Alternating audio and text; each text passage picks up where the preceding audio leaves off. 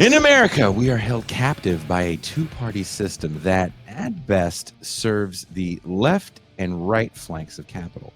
Both sides exploit the public's fear of middle class collapse and America's waning global dominance to mobilize voters with promises of a return to greatness. On one end of the spectrum, quote, law and order is enforced by a racially diverse cohort of elected officials and police officers, trained in racial sensitivity, outfitted with body cameras, and deployed to project an illusion of accountability. On the other, law enforcement is just as multiracial, but openly authoritarian, demanding civic compliance through brute force. Wherever you fall on this spectrum, whether the foot soldiers of Capitol wear their pronouns on their uniforms or show up in unmarked vans to black bag immigrants, the result is the same: a bipartisan system of repression where the feeling of political desperation is universal. The visible rot of civic institutions has created a festering public frustration. Homeless encampments have spilled far beyond their stereotypical urban confines, creeping into suburban bedroom communities designed precisely to shield residents from such realities. This isn't the bleak opening of a dystopian screenplay. This is the present state of one of the richest countries in the world. The end of history narrative that liberal democracy and capitalism would forever reign victorious has been America's greatest cultural export and perhaps the most powerful opiate ever consumed by its own people.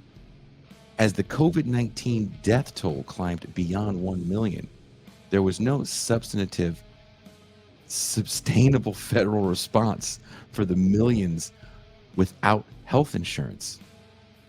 These were the essential workers, the surplus labor keeping the machine running. Their sacrifice was not met with care, but with symbolic gestures, hashtags, military flyovers, in place of healthcare and rent relief. Housing aid remains punitive, mired in bureaucracy. Government housing is often indistinguishable from abandonment. The commodification of shelter may be one of capitalism's most obscene cruelties, and we are watching it unfold in real time.